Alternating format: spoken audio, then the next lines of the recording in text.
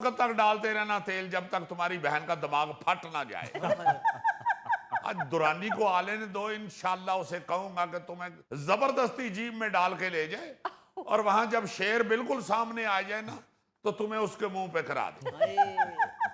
एक ये दुरानी साहब को पता नहीं कहां से ले आते हैं। उसकी बेटी कम है जो उसका भी जिक्र बीच में ले आते हैं। यानी शेर के जिक्र पे तुम्हें गुस्सा नहीं चढ़ा, दुरानी के जिक्र पे गुस्सा चढ़ गया।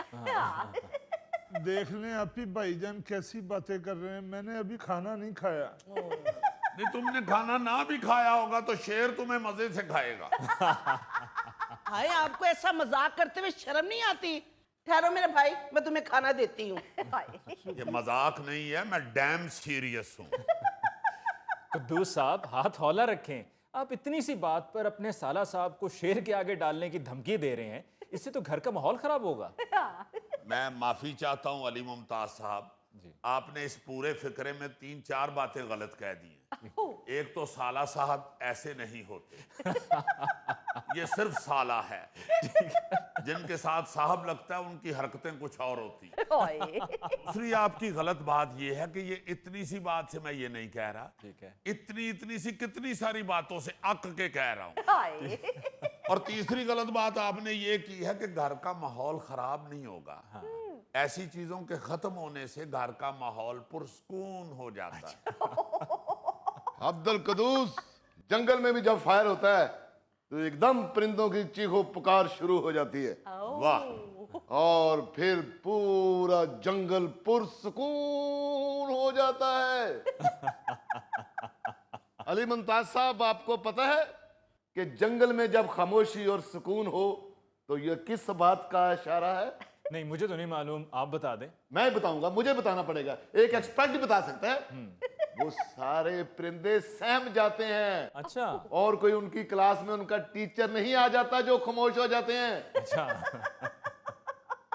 वैसे दुरानी माफ करना, गोली तो तुम जाया करते हो। अगर तुम बंदूक एक साइड पे रख के जंगल में खड़े हो के खाऊ भी करो तो जानवर डर जाएंगे। ओहो कर्नल साहब, बाकी जानवर तो डर जाते हैं, बंदर नहीं डरता। बंदर उल्टा मुझे कहता है ओह। वाह, क्या बात है दुरानी साहब, खूब रिसर्च है आपकी जंगल के हवाले से। काश कुछ रिसर्च अपने घर पे भी कर लेते तो बेटी को भी रहने के तौर तरीके आ जाते। किस तरह बात कर रही हो दुरानी के साथ? मेरा दोस्त है वो, कुछ ख्याल किया करो। तुम तो इस फूड ब्लेंडर के लिए खाना बनाने के लिए गई थी। गुड, क्या नाम दिया है, फूड ब्लेंडर। हर चीज रगड़ जाता है। जाओ इसे खाना दो जाके, और 2 कप चाय भी बना दो मेरे लिए और दुरानी के लिए। तो थैंक यू माय डियर। मुझसे नहीं बनती 2 कप चाय। एक उस कमबख्त शर्फू को छुट्टी दे दिए, मुझसे नहीं बार बार किचन में खड़ा हुआ जाता।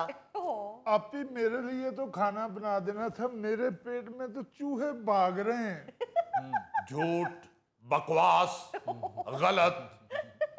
चूहे आम पेट में भागते हैं, गारों में डायनासोर भागते हैं, डायनासोर।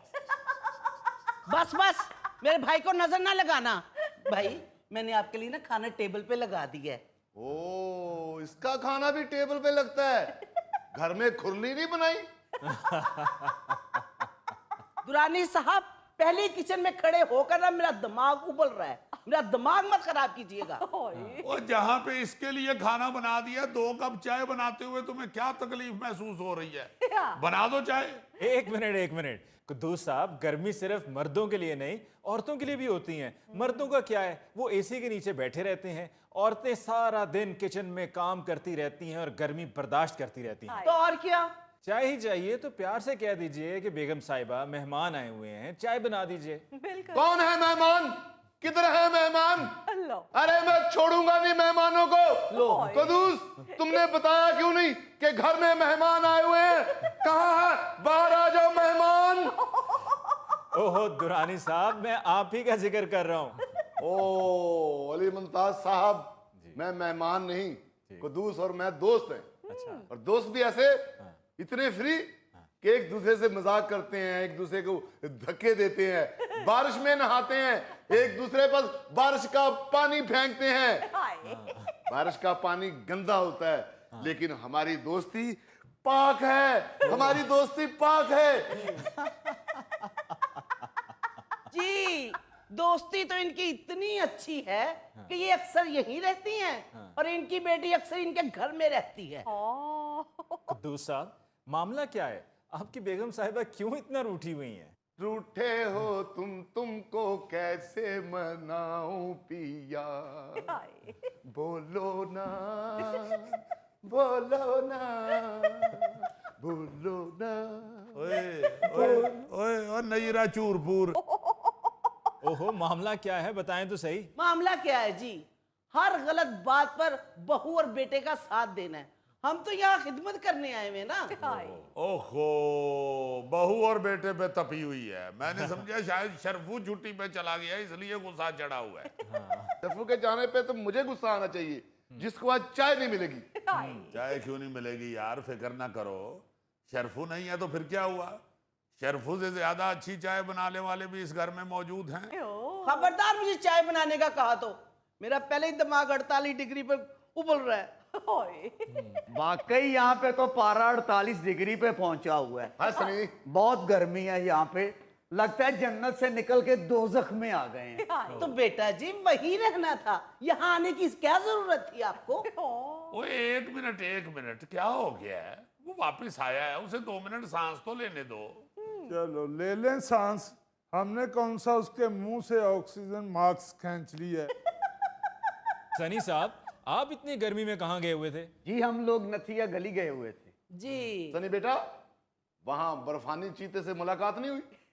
हुई है जी, वो कहता था दुरानी अंकल को मेरा सलाम देना। डोंट वरी, मैं एक दिन खुद जाकर नथिया गली उसकी आंखों में आंखें डालकर उसका शिकार करूंगा। जी हाँ, इससे पहले कि वो ना तुम्हारा शिकार कर ले। नहीं करता शिकार बर्फानी चीता, बड़ा स्मार्ट होता है। वो अपनी डाइट का बड़ा ख्याल रखता है, वो फ्रेश गोश्त खाता है। चलो उसकी पार्टी के लिए तुम्हें साथ ले जाएंगे। जब तक वो तुम्हारी एक टांग खाएगा उतनी देर तक हम उसका शिकार कर लेंगे। हाय हाय, अल्लाह खैर करे दुरानी साहब, कोई बात तो सोच समझ के मुंह से निकाला करे। वो दुरानी के कहने का मतलब ये है कि चीता अब्दुलसलाम की टांग ऐसे खाएगा जैसे अब्दुलसलाम ने ईद पे वेड़े की टांग खाई है। लोग बकरे की टांग रोस्ट करा के खाते हैं, वाहिद शख्स है पूरे लाहौर में जिसने वेड़े की टांग रोस्ट करवाई और सारी की सारी खुद खाई। कहता कोई इसके नजदीक ना आए, वेड़े ने मुझे यही टांग मारी थी, अब मैं ये सारी खाऊंगा। भाईजान, सनी इतने दिनों के बाद आया, उससे भी कोई बात कर लें। सनी तुम्हारा भी कुछ लगता है, तुम भी बात कर लो। सनी, नथिया गली कैसा इलाका है? वाकई खूबसूरत है या वैसी गल्ला बढ़िया ने? हाँ जी, बड़ा खूबसूरत है मगर खतरनाक भी है। आप ना जाइएगा, आपने पाँव रखना है और लैंड स्लाइडिंग शुरू हो जानी है। ओ, तो आपकी बेगम के पांव रखने से